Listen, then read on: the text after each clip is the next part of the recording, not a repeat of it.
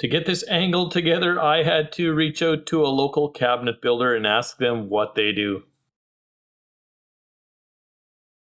Best news is, to put together, all you're going to need is this fibrous tape. I will leave a link in the description. Now the tape is important because it's the only thing that's going to be holding this thing together. To begin to put these things together, just take your two pieces, put them upside down on a flat surface, then put a piece of tape about every 6 inches across the back side. Once you have the tape all fastened up and all secure, kind of give it a little bit of a dry hinge test to make sure that it closes up nice and tight. Once you've got that, there's nothing left to do but put an ample bead of glue. You'll want this on the kind of the top side because the glue is going to flow down.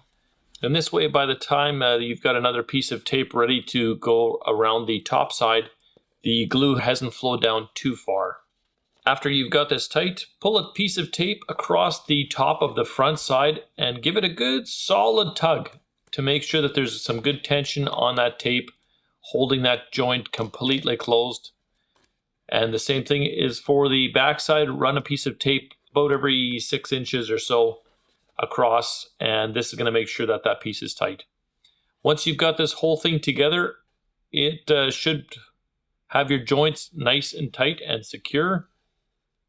Then you just want to make sure that this glue has time to dry when there's no tension. In the case of this one, I just let it sit kind of on its edge like this for 24 hours to let that glue totally set up. The other plus side of using the right tape for this is A, it's not going to stretch out and let that joint kind of slowly relax itself before that glue has set. And B, when this stuff comes off, it comes off and it doesn't leave a residue behind, which is great for whatever finish you're going to be applying later on.